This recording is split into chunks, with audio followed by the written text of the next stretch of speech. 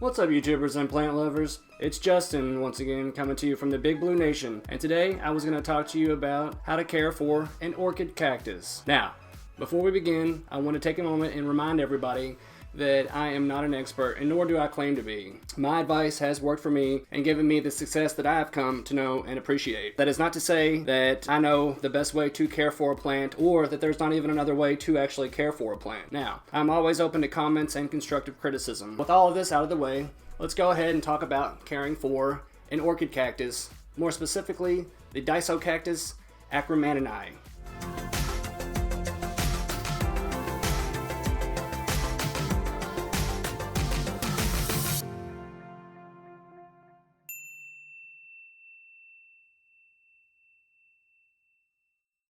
Now, specifically to the scientific name, I know it as the Disocactus ackermannii, but previously it was actually called an epiphyllum ackermannii. So that's given some people a cause for confusion, especially in the scientific community. But now, in modern times, this plant is known as the Disocactus ackermannii. It is the orchid cactus, and it is a great plant to have mostly because of its forgiving nature and its exquisite, beautiful, kind of like show-stopping flowers. Now, they kind of range from like 4 to 6 inches when fully opened. They look like funnels, and they can be colors of like yellow, orange, red, purple. They're just beautiful flowers. And that's really what they're famous for, is their beautiful, kind of showy, colorful flowers. Now, that being said, the foliage can actually take off and get out of control. They can be just as elaborate as the flowers, but for a couple months out of the year, usually early spring into summer, maybe even to fall sometimes, they'll bloom their beautiful, gorgeous flowers. Now, these plants are native to Central and South America, kind of around the cloud forest of southern Mexico. So they do like a kind of tropical environment. So kind of remember that whenever you go to place your cactus. Now, with light, they like to receive kind of bright shade, kind of filtered light, because they are kind of epiphytes, so they are grown in nature. They are found in trees, kind of nestled in with the canopy. So whenever they do get light, it's often really filtered light, but it is a kind of really bright shade. The leaves can burn, so be very careful of that if they receive a lot of direct sunlight.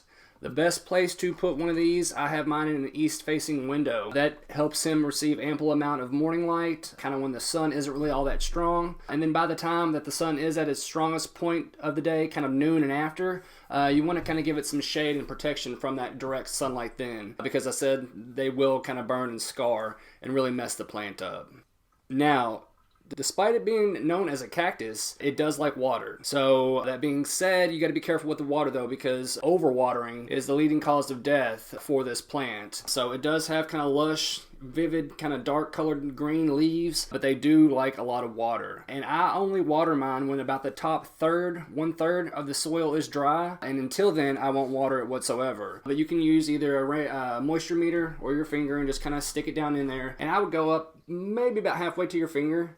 And if you can feel any moisture in there whatsoever, do not water your plant. These guys do kind of have thicker roots, and they actually do prefer to be pot bound. More on that in a moment. But you don't want to let the roots dry out at all. You want to let them dry probably, like I said, about the top third inch of the soil, or top third of the soil. You don't want it to dry completely, but when all the top third is dried out, you need to go ahead and water it again. Now, if you are in the northern hemisphere like I am in winter right now. And when these plants go through winter in their natural habitat, their winter is normally kind of dry and just hovering around freezing. So these guys, when you get to about late November, early December, you really should stop watering the plant. And you shouldn't water the plant again until about mid to late February, and then right after you start watering again, the blooms will kind of start to come on the plant, and that's when it will flower. But from November to about February, if you have to water it at all, I would only water it about once a month. But if you can actually stay away from watering it, your plant won't die, but it will be resting in that point. So make sure you do not water it whatsoever. And again, I said that the temperatures will be kind of hovering around freezing. So the plant actually does prefer to be kind of cool, from around 30 to 50 degrees, right in that temperature. You really don't want to go about 32, kind of freezing. I would say probably about 40s to 50s, around that range right in there would be ideal for the plant. It recommends actually placing these guys for the wintertime summertime in a unheated room or a garage. So I have mine sitting really close to a window, and it gets kind of cool in that area. I wouldn't say it gets down to around 40, maybe about 50 degrees at night. So it does like kind of cooler temperatures in the wintertime, but it also prefers it to be dry too. So don't be watering it through the wintertime until you hit about February or March. Now, talking about the flowers, young juvenile plants will not flower, and that's because these plants prefer to be root bound in order to flower. So if you have your plant in a pot, a smaller pot, probably about a 4-inch pot, it's probably going to flower a little bit quicker than a plant that's in an 8-inch pot. So I have mine in about a 6-inch pot, and I haven't repotted it, but Oklahoma State University actually recommends repotting your plant every 7 years. So about every 7 years you can go ahead and repot it, and then I wouldn't do that unless it was actually has flowered that previous season. So if you're going to repot it, wait until it's finished flowering, and then about a month after it's flowered, you can go ahead and repot it. Now, I said earlier, the roots are kind of thick and tuberous, so repotting it is going to be a little bit of a chore, but don't feel like you have to get all the soil off the roots. Just kind of take it out, gently shake it off a little bit, and then put it in its new pot with fresh soil, and your plant will be good. Now, with the soil, general kind of all-purpose, a respectable all-purpose potting soil, 1 part of that to about 3 parts of like bark nuggets or perlite will actually work really well for your plant, but it needs to be a soil that will hold on to some moisture but drain fairly quickly, because I was talking earlier that overwatering is a leading cause of death with these plants. So I have mine without the bottom on. It's got holes in the bottom to actually let any of the excess water kind of drain out, and I have it in a little saucer to catch the excess water, and after about 10 minutes I'll go ahead and dump all that excess water out so it won't drown. Temperatures for these plants in the summertime need to be about 50 to 90, and they will not survive frost at all. They will die back, and if it's colder than 32 degrees, your plant probably will die. They are tropical plants, so they do not like the cold at all. They are not toxic, but that being said, the kind of fibrous tissue in these leaves, if eaten in large quantities, can probably mess you up and hurt your stomach and cause vomiting, but they are not poisonous plants. So if you're worried about that, you have cats or dogs or little kids, this plant is safe to have. But be careful, especially if you have ones that like to put things in their mouth, because it's not exactly healthy to ingest large quantities. Pests for these plants, they don't really have much in the way of that. Usually the most they do is fungus gnats, and that's because the soil may be a little bit moist. So you can get some gnat nicks and apply over to the top of the soil, and that'll keep any kind of bugs from burrowing in down in the summertime when you have the plant setting outside.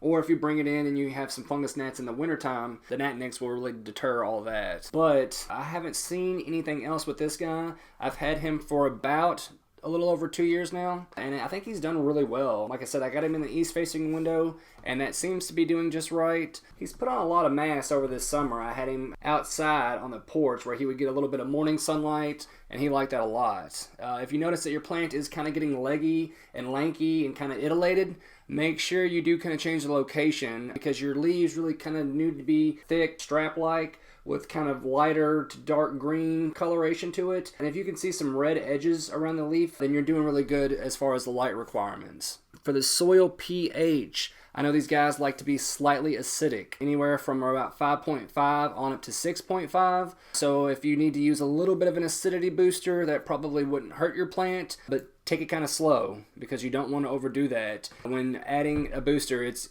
better to go slow and steady at first, instead of just kind of overpowering it. With the fertilizer, I would go with a general all-purpose, about a 10-10-10. Now, that being said, I wouldn't get a fertilizer that actually has a nitrogen content of over 10%. So if you see a fertilizer out there that has maybe a 10-20-20, that would probably be a little bit better, but any general fertilizer for all houseplants that is about a 10-10-10 will work also.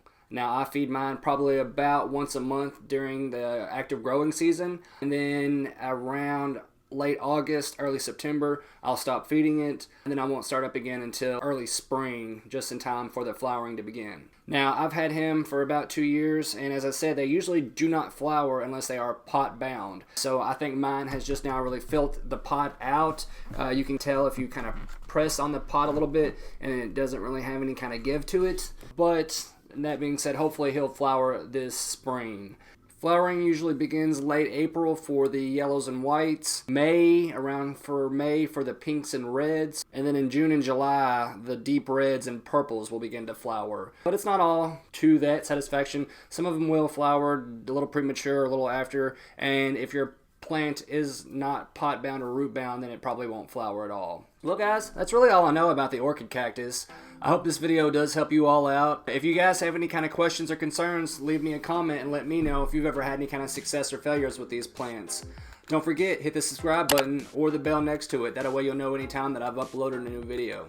You guys take it easy, have a good one, and don't forget, always plant prudently. Thank you, YouTube.